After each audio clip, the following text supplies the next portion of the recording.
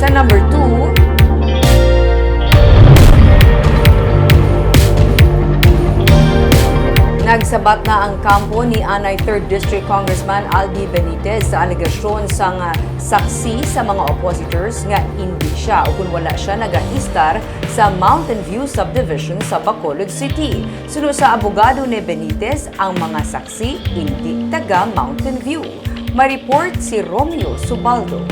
Sang Lunes, may duha ka mga saksi nga ginpresent ang kampo sa mga oppositor sa pag-transfer sa voters registration ni Anay 3rd District Congressman Albee Benitez. Sanday suan bakan nga isa ka barangay health workers sang barangay Mandalagan nga residente sa Proferia Subdivision kag si Jeronimo Chofisto Estrella nga ginasiling nagapuyo sa atubang mismo sang balay sa mga bantog sa Mountain View Subdivision sa barangay Mandalagan sa Bacolod City. Ang duha ang suno sila mga abogado, makapamatuod nga wala naga-istar sa Mountain View si Benitez kay wala man ini nila nakita sa subdivision.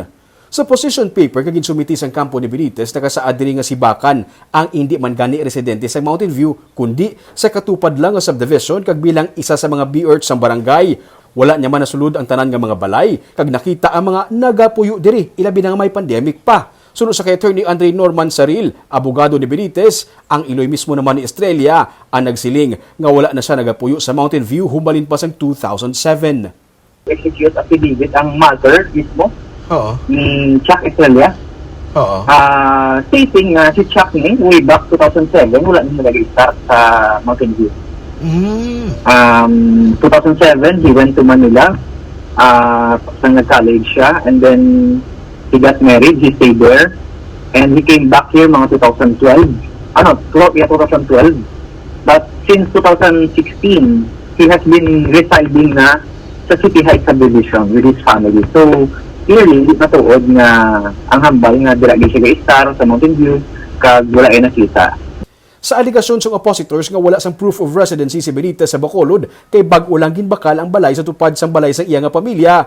Pero suno sa kay Saril, ang pagbakal ni Benitez sa propiedad sa Bacolod ang nagapakita kag makapamatuod nga may intensyon siya nga mag-istar sa lugar. The fact that he purchased a house in Bacolod, it bolsters and supports your claim na you really intend to reside in that place. Of course, why would you buy a house? Why will you purchase or acquire a house, a property, if not to maintain residence? Hindi man gani kuno requirement ang pagpanag-iya sa propiedad sa isa ka lugar para masiling nga residente ini sa isa ka lugar. Kaya damo man kuno sa mga residente sa isa ka syudad pero wala man may ginapanag-iyahan nga propiedad. Isa pagid sa mga ginakwestiyon sang kampo sang oppositor nga wala man lang sang bill sang tubig kag kuryente nga nakapangalan kay Benitez. Suno kay Saril, hindi man ang utility bill requirement para masiling nga residente ang isa ka persona sa amo nga lugar. May kuluan man gani kuno si Benitez ang supply sang tubig sa katupad sini nga compound. Si Benitez ang Provincial Consultant on Economic Affairs ng Negros Occidental.